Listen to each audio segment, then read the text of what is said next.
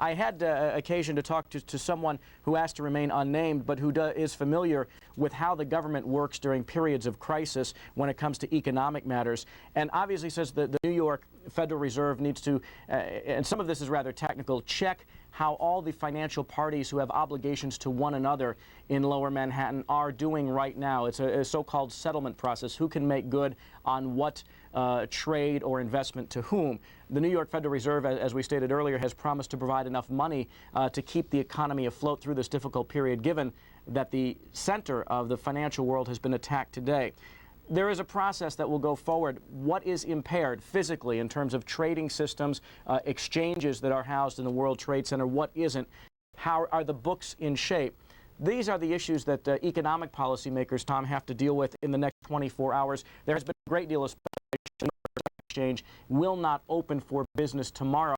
We don't know if that's true. Some worry that you don't disrupt financial markets regardless, because the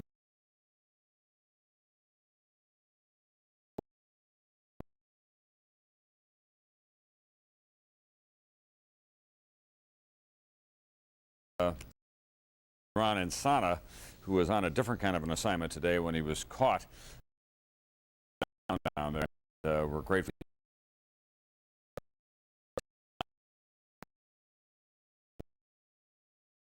Well,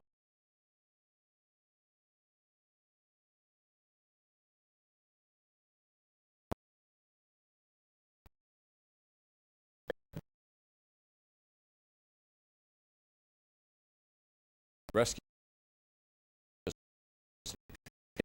buildings are unstable. There was a lot of collateral damage when the buildings came down by the force of the winds and the force of the shock of the explosion of the buildings coming down. Just take a look at this, if you will. That's 110 stories of steel, concrete, glass, and electrical circuits collapsing to the ground in what amounted to be a heartbeat. And then all of that smoke and all of that dust and all of that debris began to explode out from the base of the building through the canyons of Lower Manhattan. And no one expected it would happen as swiftly as it did, obviously. And that's what they're trying to deal with down there. And there still is an enormous amount of debris in the air and certainly on the ground.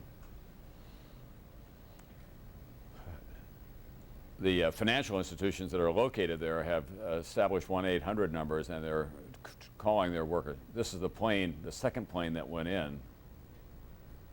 Still, it's hard to imagine, isn't it? And obviously, there was somebody at the controls who knew exactly what he wanted to do in this case, which was to drive that plane into the second of the twin trade towers. We were all still dealing with the stunning effect of the first attack when that happened.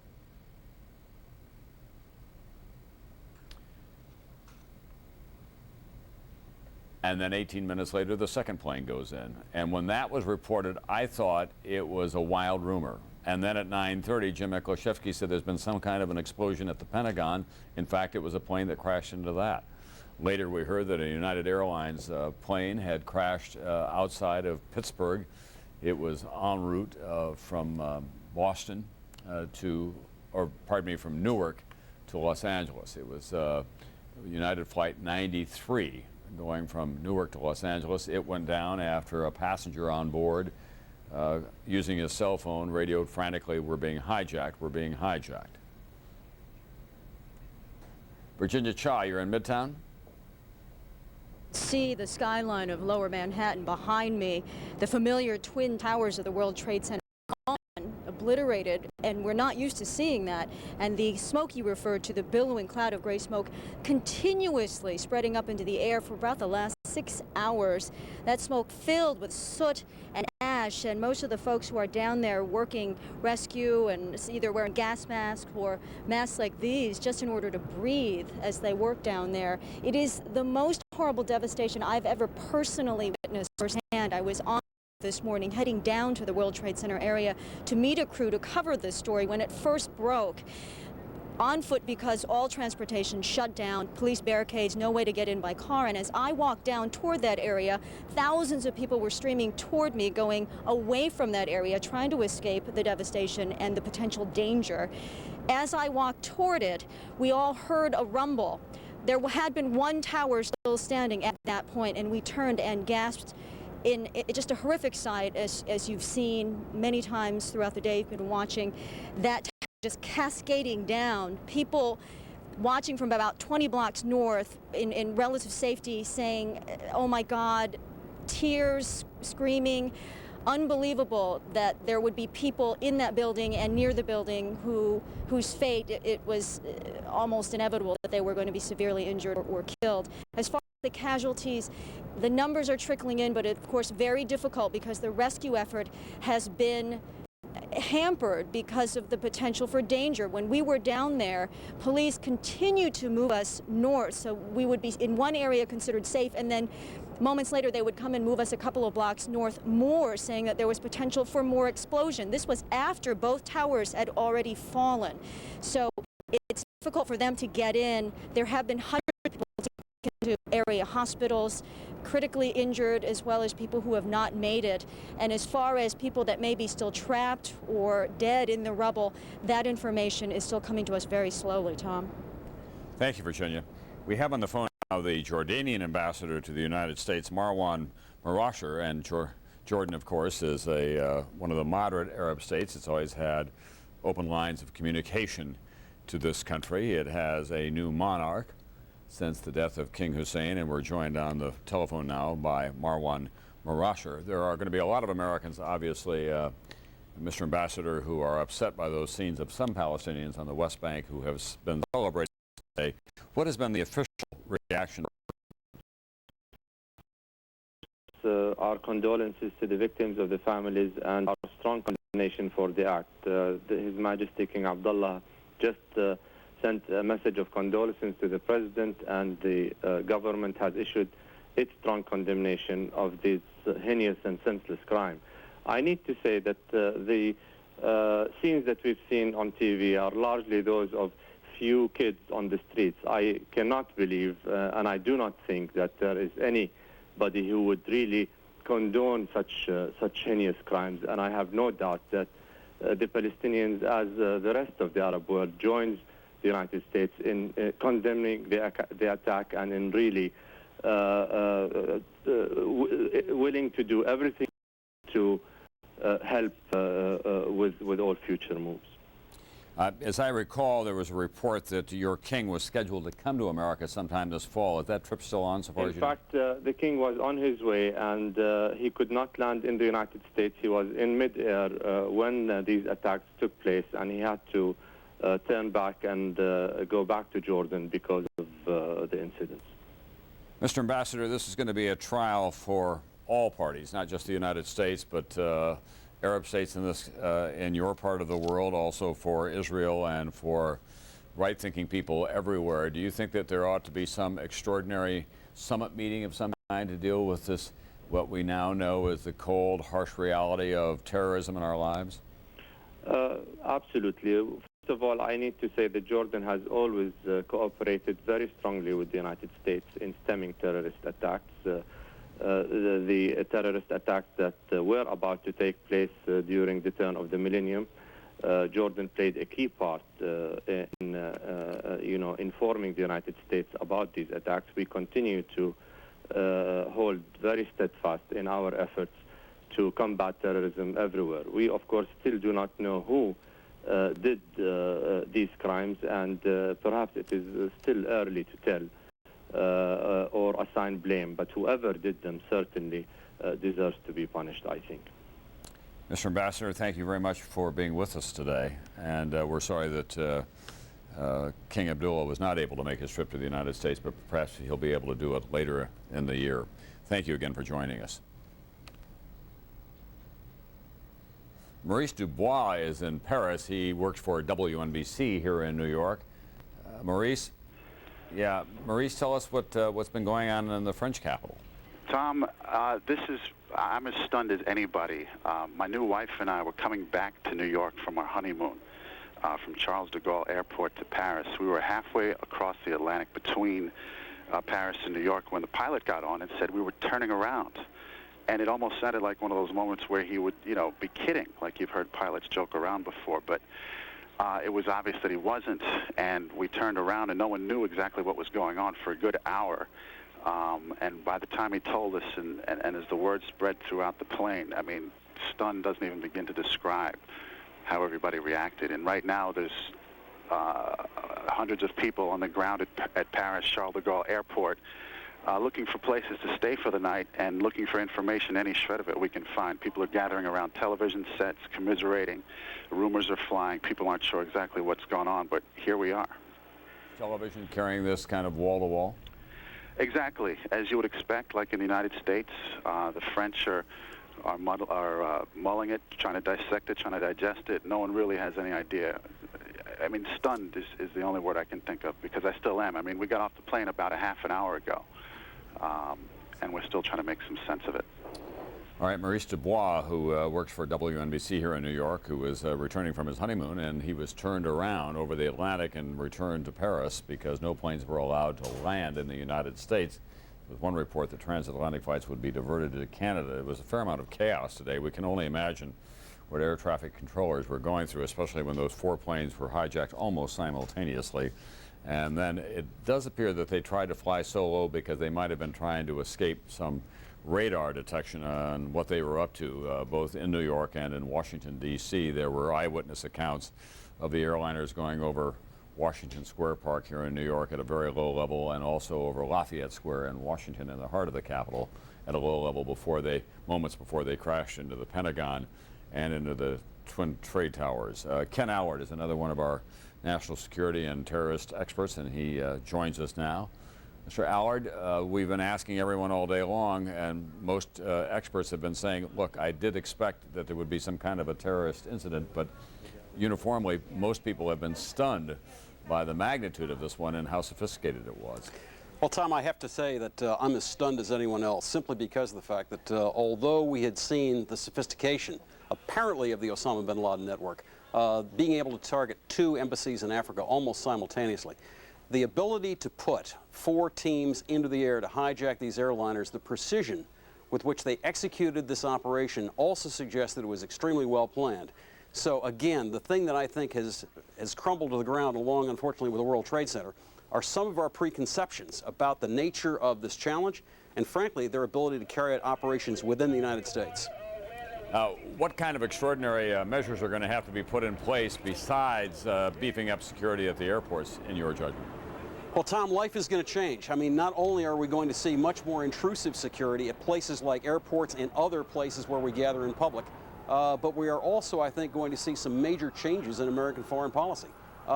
We simply have to take another view of how we have fought terrorism. We have looked at this thing in terms of the criminal justice paradigm. In fact, the president said today that we're interested in bringing these people to justice. I think most Americans, once the shock fades, are less concerned about bringing them to justice than sending them to hell. And I really think that more than anything else, what you're going to see is a new seriousness about the nature of this challenge. We clearly need to be much more involved with the international community in a leadership capacity with it. But more than anything else, I think that life has changed both at home and abroad for the United States today.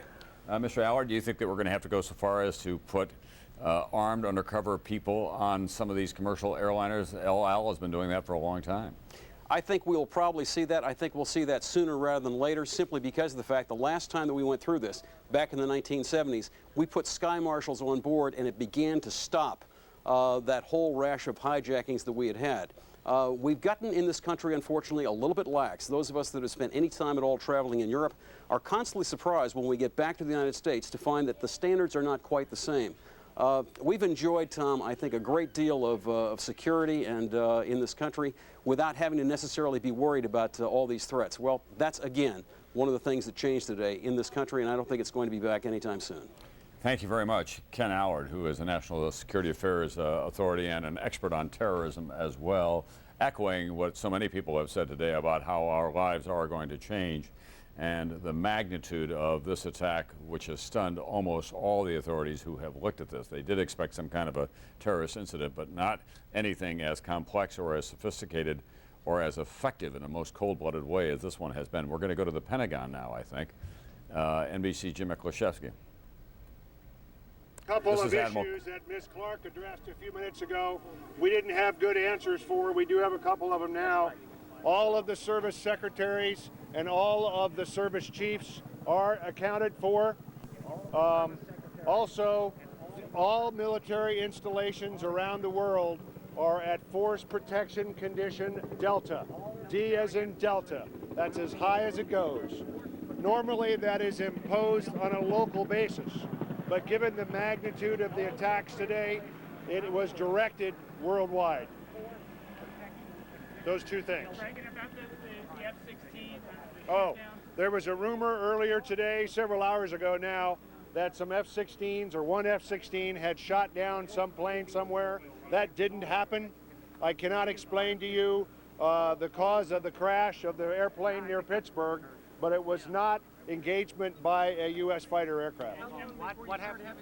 What about fighter aircraft? I don't have an estimate on that. About the two carriers? So a fighter There was a aircraft. rumor hours ago that there was a fighter that had shot down an aircraft. It's not. So the United States Air Force is not shot down.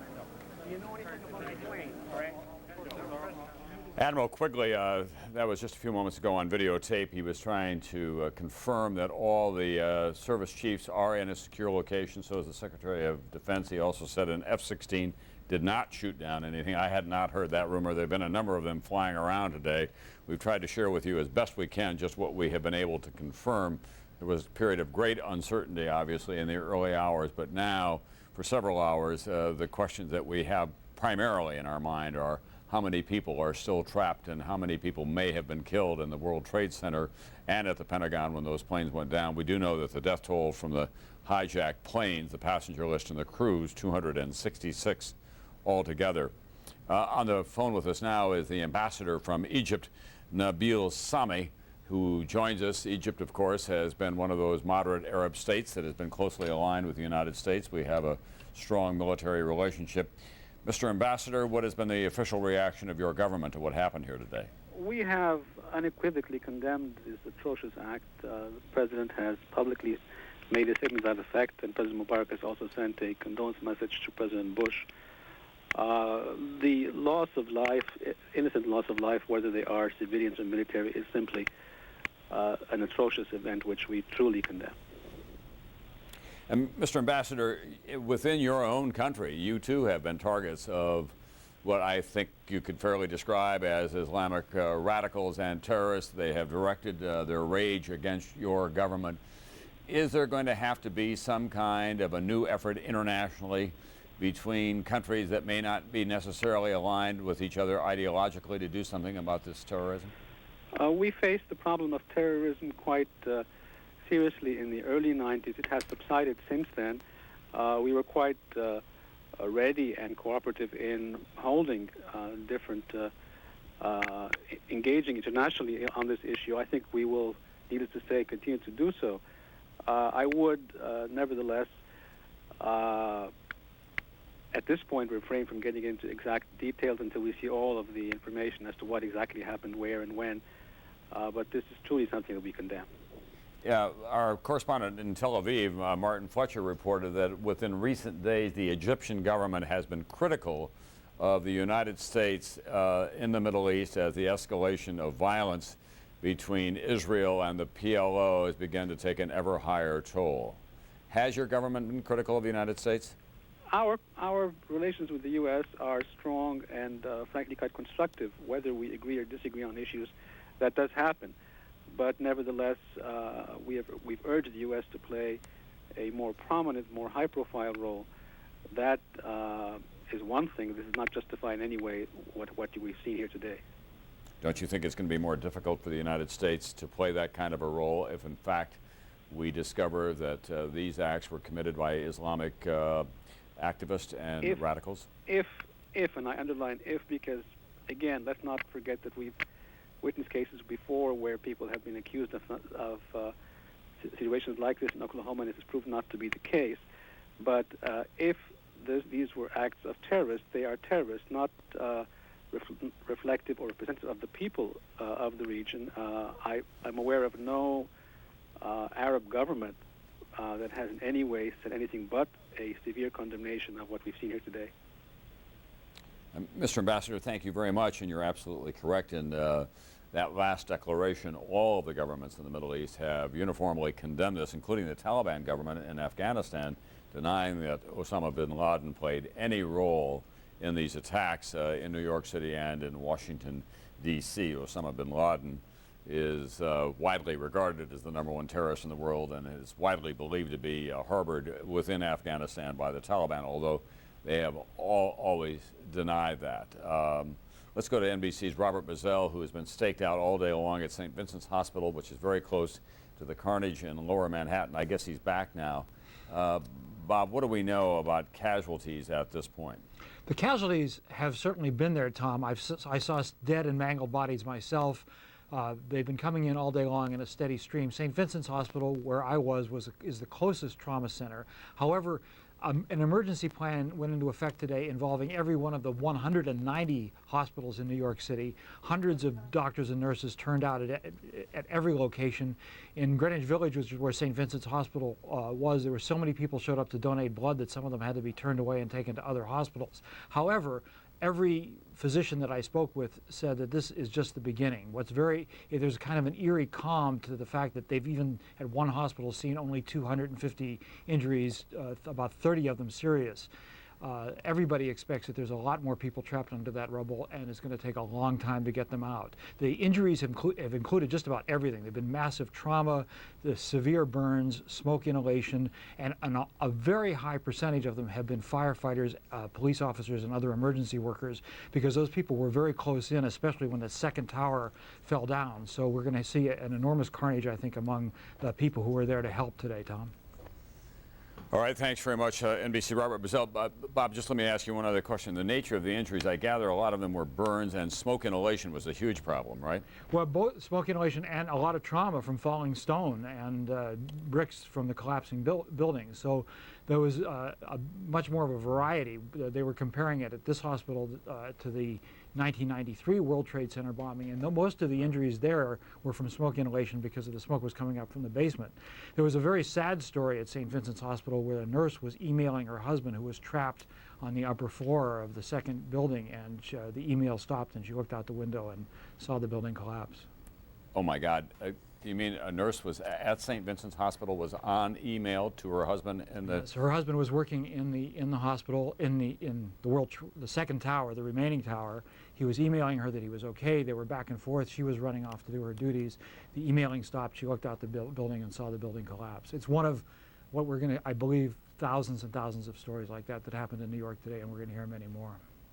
Robert Bazell, thank you very much. A difficult duty all day long. We also heard the haunting tale of one of the people who was able to get out by running down some 50 stories. He saw people who were trapped in their wheelchairs, the large motorized kinds of wheelchairs, and of course with all the electrical circuits out, there was no way for them to get out of that building. It was in 1993, you'll remember, when we were all horrified by what we saw at the World Trade Center when a bomb went off in the parking garage. That was nothing compared to what happened here today. Both Twin Trade towers came down, 110 stories altogether. This now, almost 8 hours later, that's still the residue of smoke and dust and debris in the greatest skyline in the world, missing two of its most emblematic buildings. The trade towers that house not only Morgan Stanley, but government buildings, including the Secret Service has an office there, and the FBI and other institutions of the federal government are located there. We'll find out later, of course, but obviously the terrorists who attacked the building in 1993, now they've come back, a group, perhaps the same alignment, perhaps a different one altogether, and attacked it more successfully by hijacking two planes and driving them into the building, either getting the controls themselves or forcing, and this seems hard to believe, a pilot to do that for them. We don't have the answers to so many of those questions. We'll only ask you to stay with us as we work our way through this long and difficult day that will change this country in so many ways.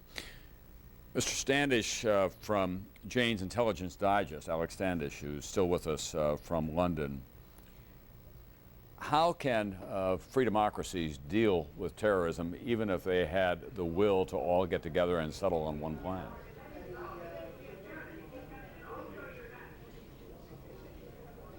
Mr. Standage, can you hear me? Well, apparently we've lost our audio connection. Let's go back to Ken Allard, who joined us earlier from Washington. We saw him often during the Gulf War and in other times when there have been national security crises in this country, but nothing to measure up to this one. I think that it's fair to say, Mr. Allard, we've been describing this as an act of war. It is nothing less than that. It's the single most devastating attack on this country since Pearl Harbor. It is going to take an exceptional response, not only in tracking down and finding those responsible, but how we secure ourselves for that in the future. The question that I asked earlier, there are limits on democracy. Tony Lake said earlier, we can't give up liberties to preserve our liberties. Well, Tom, that's true.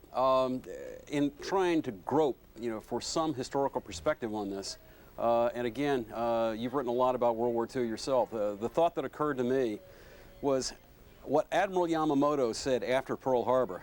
You remember he said that all that we have done is to waken a sleeping giant and fill him with a terrible resolve. And one would hope that that is exactly what's going to happen here.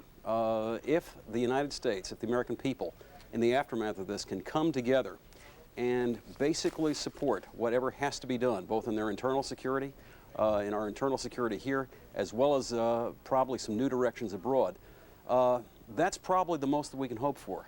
It is a day of tremendous tragedy. The only thing that you can hope for is that we react to this in the right way.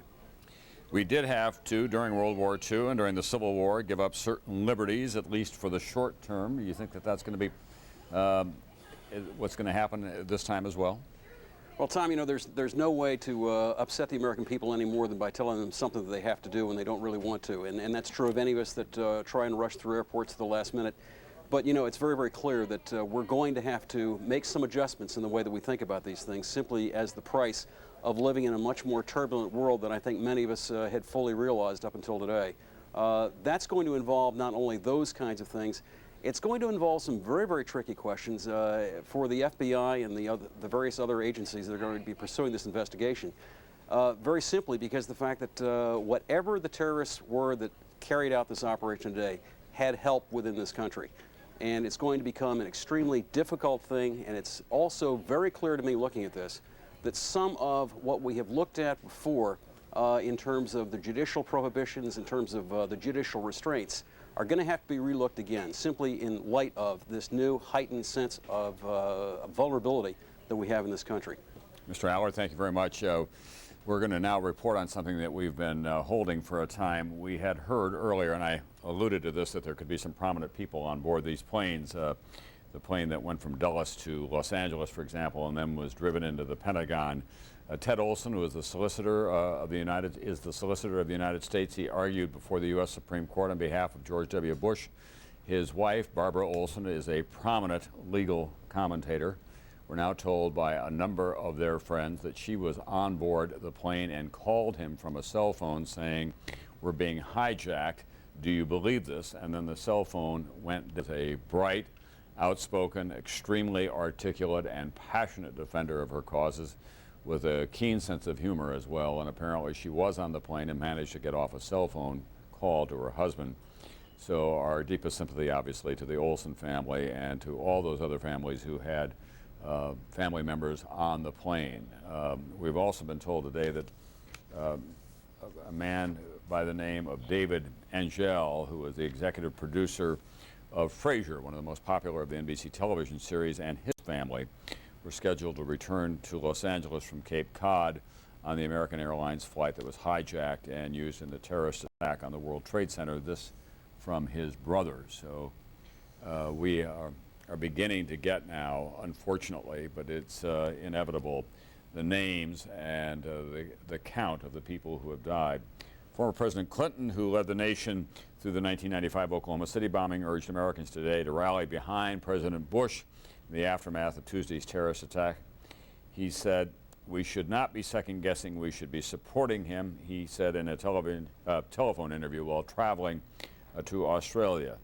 He was stunned by what he saw, going on to say the most important thing is we ought to be strong, calm, good Americans now and rally behind the president and support the actions that he doubtlessly will take in the days ahead in both rescue and reconstruction of the area, and especially in investigating and taking whatever action is necessary against those responsible. That according to President Clinton, who is traveling today in let's go to Ken Aller. Now, Ken, just let me share with you something today. The Arab governments have uniformly condemned these attacks, and we have to be careful that there is a line of separation between these groups often and the governments who do try to act in responsible fashion. Well, Tom, you know, as I said a moment ago, the thing that I think is probably very much in the United States' interest here is its reaction abroad to what has happened. There is never going to be such a thing as a silver lining in all these clouds. The most that you can hope for, though, is the fact that we can now begin to lead an international consensus against this kind of thing, and that involves making some very intelligent distinctions. We are not at war with the Islamic world or the Arab world in any sense at all. We are at war with a very narrow band of fanatical terrorists, and we need to keep those distinctions very firmly in our mind, because we're going to need the help of countries like Jordan. You had the ambassador on, also the ambassador from Egypt a couple of moments ago. Those are precisely the countries that we need the most to be along with us in whatever it is that we have to go do. I think the critical thing, though, is that from here on out, it's going to include the full range of American military power, as well as diplomatic, as well as justice. Thank you very much, Ken Allard. And we also want to remind everyone that we ought not to engage in stereotypical attacks or jump to conclusions.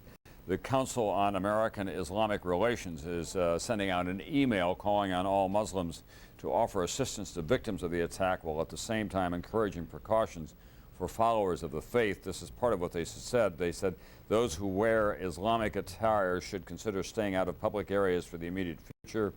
They request additional police patrols in the vicinity of mosques, of which there are many in America. Post mosque members at entrances and parking areas during prayer. Report suspicious packages to police. Document descriptions of suspicious people or vehicles. There are an estimated 7 million Muslims in America and some 1.2 billion worldwide. Islam, of course, is the fastest growing religion in the world. You'll recall that right after Oklahoma City, all the conclusions were that it was an Islamic terrorist of some kind. It was a homegrown American, Timothy McVeigh, with help of other American veterans of military service, for that matter. Mr. McVeigh now has gone to his just reward, and today we can only assume that this was a much more sophisticated terrorist attack, and because it is the Trade Center, which had been attacked before, most people are concluding that it did come from one of the more radical Islamic terrorist organizations, or terrorist organizations with or without the word Islamic. This is a live picture of Manhattan, looking across the harbor now at the lower end of the financial district.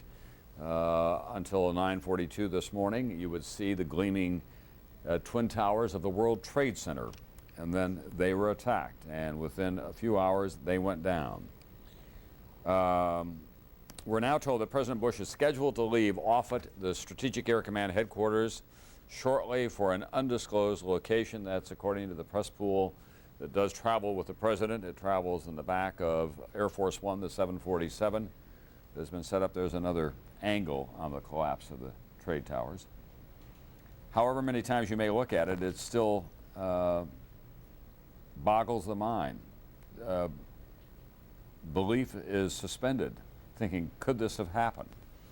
Was it some kind of a graphics animation of some kind? But we are living through a day, the 11th of September, 2001, that we will be dealing with for a good long time in our lives, and our children will be dealing with it as well in history books, if not in their own lives.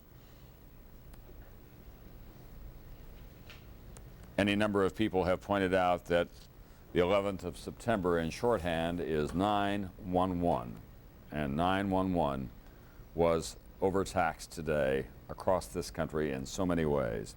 Now, according to the press pool, Air Force One is headed back for the nation's capital. The president will be returning to Washington, D.C.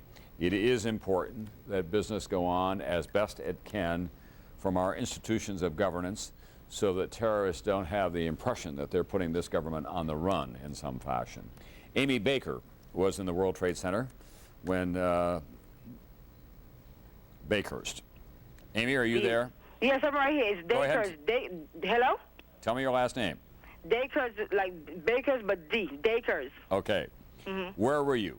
I was in the 99th floor. In the 2 building. In the 2 building, was that was the first one hit? No, the first, no, the 1 building was hit first. Right. And then after all building got hit. When the first one got hit and you were just next door, what did you think? I got so scared that my heart started beating so fast that everybody in our department just ran down the stairs. Who did you work for? A&R Services of New York. It's an insurance company. Mm-hmm. And were you able to get all the way down 99 floors and out of the building before your building was hit as well? No, we was on the 65th floor when our building got hit. And what happened then? Were you in the stairwell? Yes, we was in the staircase. Yes, we was. And what did you think when the building got hit? Oh my gosh, everybody got scared. Everybody got scared. We were all praying to God that we would make it out in time. We were all praying, and we just kept moving. We just kept running down the stairs. So we got out like in a nick of time. And was it terribly crowded? And was there smoke? Yes, it was. Oh yes, it was. And water in the stairwell as well from the sprinklers? Well, I didn't see no water because we were just running down the stairs, running on. The staircase was packed with people. We were just running down the stairs. And when you got down and got out, what did you do then? Well, they told us that they showed us exactly where to walk. So I was on Fulton Street, and then a few minutes later we just started running because the whole building collapsed after that. The whole building just came right down. So and the smoke was so intense that we was running. We ran all the way to the Brooklyn Bridge, just to get away from the smoke. And what did you think when you turned around and saw the building coming down? I said, oh my God, all those people in there. We were screaming. Everybody that was in there, we were screaming, oh my God, oh my God, oh my God. We made it up, but all those people in there, we was crying. All those people in there. You know, it shook us up so bad. It shook us up. What about your friends and the people that you know that work in the building? Were they all able to get out, Amy? Well, the people in my department, I think everyone made it out safe, but I don't know about the rest of them. I mean, you know, I'm worried about them because I don't know if they made it out safe or oh God, or if they died or what. I don't even know. Where are you now, Amy? I'm home, but it's like I'm in my bed because my whole body is just shaking. My whole body is shaking. It's like I can't even move. It's just shaking. Well, Amy, we're awfully glad that you're okay, and we thank you for sharing this terrifying story with us today. And Okay, we hope that thank your you friends so are going to all much. be okay. All right. Thank you very much. Bye. Okay. That's a very vivid account of what so many people went through, and as she indicated, there were so many people left in the building when it came down. Bob Bazell telling us the chilling story of a nurse online with her husband who was still in the building, and then the building came down. There were people in wheelchairs. CNBC's Ron Insana was down in the area when the building came down itself, and even those who were in the immediate surrounding area were in great peril, Ron. Absolutely, Tom. The billowing smoke that rushed through the streets of Manhattan really enveloped several of us who were trying to get around the World Trade Center and go down to the west side to hook up with NBC and CNBC crews. And it was so enveloping that the... thought that it was very unlikely that any kind of plane would hit the Trade Center accidentally, you know, on a clear day. So was there how immediate, how deep was the concern in your colleagues and out on the common halls? Was there panic at all? No, that's the one thing. What I found is no panic. People are concerned. People are a little apprehensive, and they want to know what to do. But both on the floor and then down the stairwell, there was no panic. And in fact, people were helping other people to an incredible degree. Were the stairwells lighted? Yes, this time they were. Last time they weren't. This time the stairwells were lighted. There was some smoke, but that was it wasn't nearly as bad. Was there emergency lighting? Yeah, there was. There was no other, you know, there were no fire or police personnel. At that point, you're on your own. Now, you came down from the 57th floor. Were other people coming down from the floors above you and below you? They were coming down from the floors above. There were some injured people that came down apparently from, you know, floors where this had happened. And so we saw them as well. And how long did it take you to get out of the building? You know, I estimate it took me 45 minutes or more to get out of the building. And in the time that you were coming down, there was another aircraft hit the southern Yeah, tower. I was on the 44th floor trying to get down, and we heard another, you know, explosion. We didn't know what it was. We again saw flaming debris, and I now know that that was the second aircraft that hit. I think you maybe know where I'm going. You were on the 90th floor. It took you 45 minutes. 57th floor. There were people coming down from floors above you. Right. Is it your sense that in at least your tower, before the tower collapsed, everybody or a large number of percentage of people managed to be evacuated? I think a lot of people got out. First of all, it was 8:45 in the morning, so that's relatively early by New York standards. Right. And then secondly, the first plane that hit, there was time to get out. I think even having said that, there were a lot of people still in that building, including the fire and police personnel, that were trying to come up. So, but my sense is that I know on our floor a lot of people got out. And as you came down, were you joined by people on other floors? Is it a common evacuation passage down through the building? Well, the problem was there was only one stairwell open. The other stairwells were blocked by smoke. And so you had one narrow stairwell, which is what led to the delay in the evacuation. And that's why it took so long to get out. We've told people in the rest of the country fairly regularly, the 50,000 people who work in the two trade centers, and you say 8:45 in the morning is a little late for New York City. It's a little early. Sorry, a little early. Yeah. Do you have a feeling that a lot of people hadn't gone into the building at this point today? I know in our offices, we're a law firm. We start at 9:30, and a lot of people were not there yet. Some of the businesses which operate on an earlier schedule, I'm sure everybody was there. Right. But I think that the building wasn't as full as it could have been. If it had been 2 hours later, it would have been much worse. And did you notice today as you went to work or as you came out that it was more sparsely populated? It was about the same. I mean, it was about a normal day. I must confess I'm amazed at how calm you are, having been through not only the 1993 bombing, but this, and walked down by yourself, and you seem perfectly calm. Well, I'm happy to be here. Right. So, and how did people behave as you were evacuating? People, I mean, that was, I saw it again 8 years ago, and I saw it today. People were incredibly calm, and they were helping other people. I fear that some of the people that were helping other people didn't make it out of that building because, they stayed behind, and fire personnel. But people, there was no panic that I saw.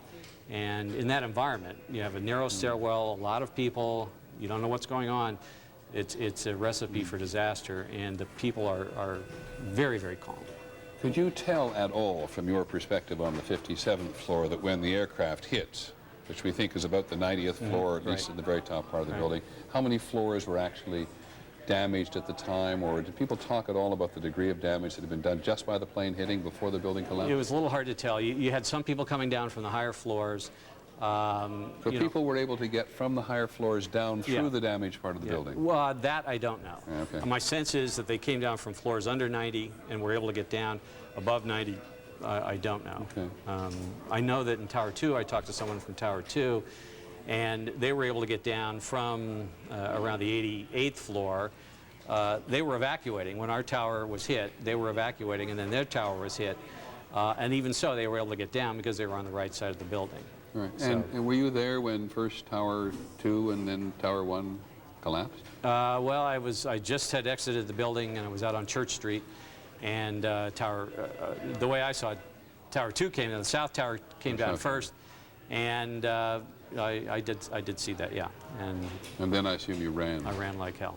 Yeah, we've seen the video of people just running like hell in every direction to get as far away as possible. And I think the tragedy is that the police and fire personnel that were trying to help people out of that building were right at ground zero when that happened. So you have to give them a lot of credit. As somebody said, we've said several times today, when the folks is running one way, the police and the fire department are running the other way, trying to help. Anything else aside from your survival, which strikes you at this several hours after you went through this horrible experience? Well, I mean, I think everybody in this country believes we've got to find the people that did it, and we've got to deal with them. And, I felt this way in 1993, and I think there is no stronger emotion. And, I'm sorry, but this cannot happen in this country. Many thanks, Tom. Really appreciate you helping us to understand. That's Tom Humphreys, who works in a law firm in the Trade Tower. He was in the North Tower on the 57th floor, and he walked out, and you've heard his story. And ABC's Charlie Gibson has been trying to get a handle on some of the other stories which are similar. Charlie?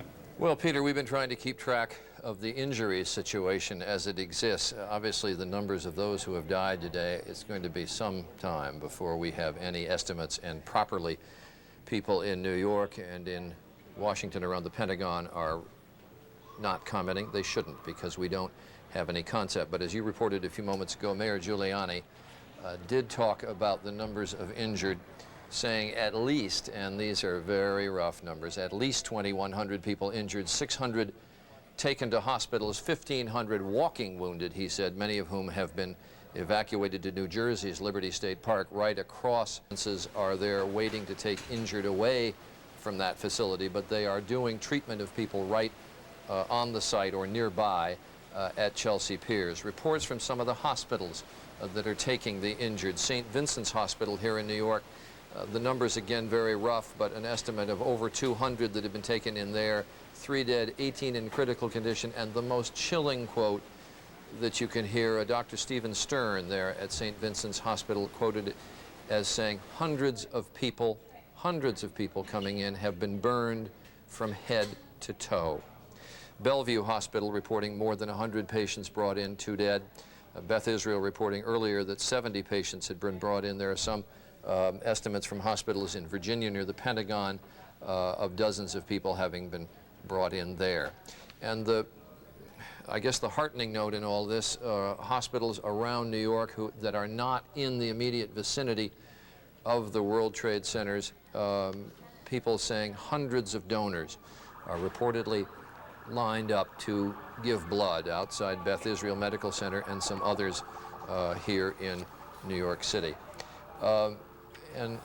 And what I guess is a precursor of what is going to be the kinds of terrible news that we're going to get over the next few days, a spokesman at the medical examiner's office in New York City, the coroner's office, says that for now all of the bodies that are being brought in, dead bodies, will go to the medical examiner's office on First Avenue here in New York. They say they have room for several hundred bodies, and they are making room for more space since they anticipate more bodies will be brought in.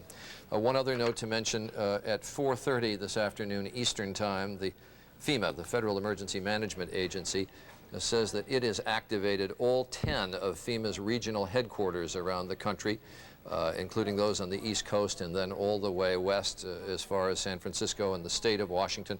They have activated all of those regional headquarters, activated the Federal Response Plan, which FEMA says brings together 28 federal agencies and the American Red Cross, and 12 urban search and rescue teams are being dispatched. 8 of them are being sent here to New York and 4 to Washington, all deployed to search for victims of what has happened today. And the Health and Human Services Department has activated a national medical emergency system.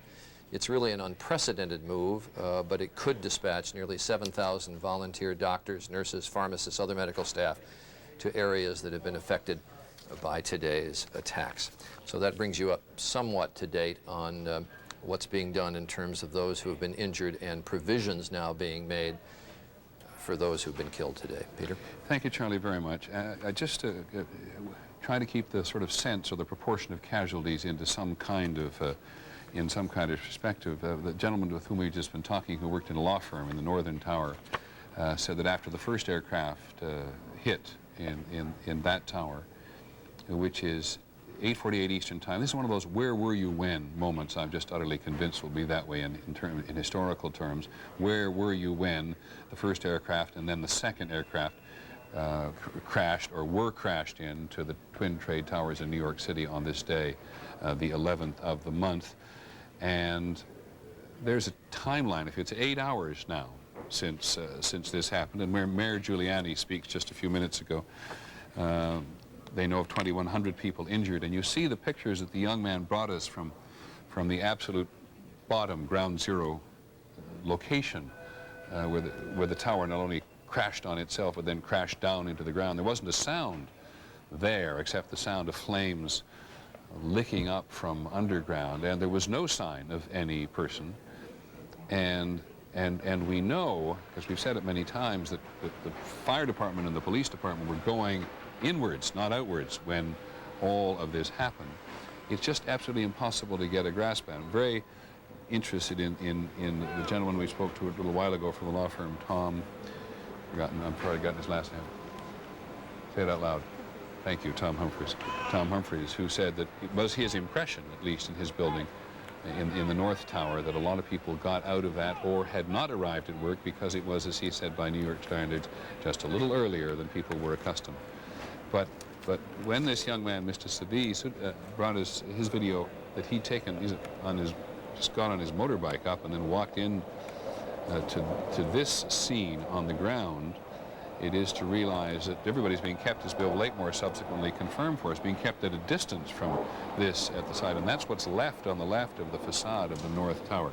ABC's Bob Jameson is downtown now, and Bob, we're looking at the pictures that have been brought to us by this young producer of a magazine. Can you just talk in general terms as you like? Well, generally speaking, Peter, as the smoke blows back and forth and for a moment or two doesn't obscure both of the two World Trade Center buildings, you see so little. It's a tremendously eerie feeling to be in Lower Manhattan, looking down toward the tip of the island and seeing very few people, no traffic, the smoke continuing to billow from these buildings, and nothing where there were once these two landmarks that drew everyone's attention, whether you drove or flew or came to New York by boat. But Peter, there is a new concern, according to authorities, at this moment here in Lower Manhattan, and that is the growing fear that another building in the World Trade Center complex, which was not struck by an airplane, is in danger of collapsing. That is number 7 World Trade Center, somewhat shorter, with somewhat fewer stories than numbers 1 and 2. There is a fire burning vigorously in the lower floors of that building, threatening the foundation. And the building was already damaged some 6 hours ago now when the North Tower collapsed, and part of that process of the building collapsing struck and damaged number 7 World Trade Center. So it was already at some risk before this fire grew as vigorously as it has. The authorities have now moved people several blocks away from that building, and we're just watching and waiting to see what happens. Bob, is number 7 World Trade Center, and I see you've now managed to come down to the ground, which suggests things loosen up a little bit. Is that where the mayor's emergency headquarters are? Peter, I honestly don't know, but I will tell you that number 7 is just behind number 2. I'm in Tribeca now, and you're seeing mostly smoke from the remnants of number 1 and number 2, but there somewhere in that smoke is number 7. I don't know how big number 7, the World Trade Center, is but my recollection is a fairly low building, isn't it? Or is... Yes, I would guess, and I'm sorry to have to make a guess, that it is only about half as tall as number 2.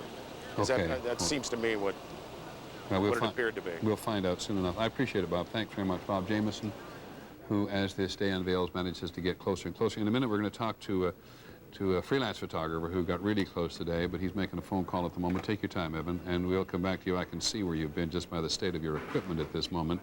But as it has been about 8 hours now, let us try to bring you up to date with the horrendous sights and sounds of this attack on the United States and its citizens today. Here's ABC's John Donvan.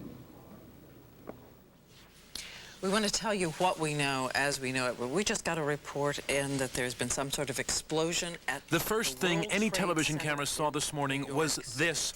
Just before 9 o'clock, roughly 15 minutes earlier, an American Airlines jet hijacked from Boston had crashed into the South Tower of the World Trade Center. There were 92 people on board. It does not appear that there's any kind of an effort up there yet. Now remember, oh my God. My God. That looks like a second plane.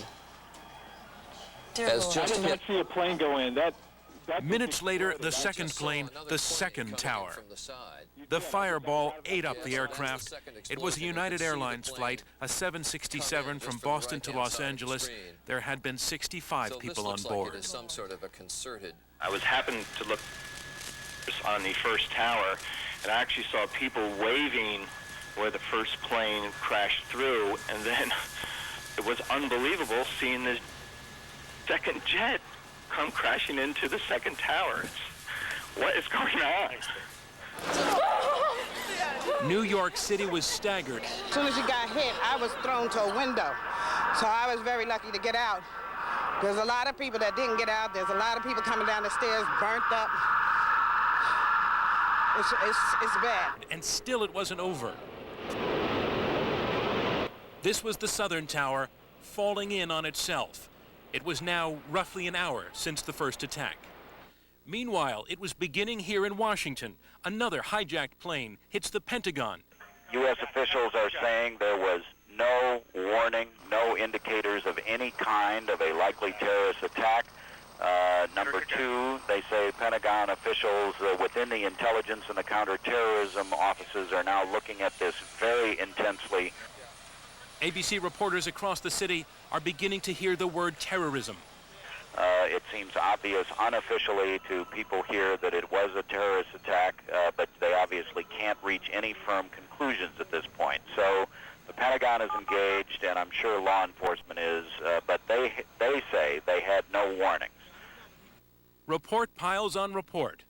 Okay, there's been an explosion of some kind that shook the grounds of the Capitol. We all heard it. Everybody ran for cover. We don't know where it was. We don't see the smoke yet. Everybody's saying get back. We're running, we're running, we're running, we're running. They're screaming at us to get back. On television, it looked like it was happening all over. 10:28 a.m., New York City, and in the shadow of the one remaining tower, a snatch of conversation between a reporter and a rescuer. Why are they pulling us out of here? Because the tower's leaning. The north tower is leaning. Broadway. Fight, Marty, quick. Oh my God, there it goes!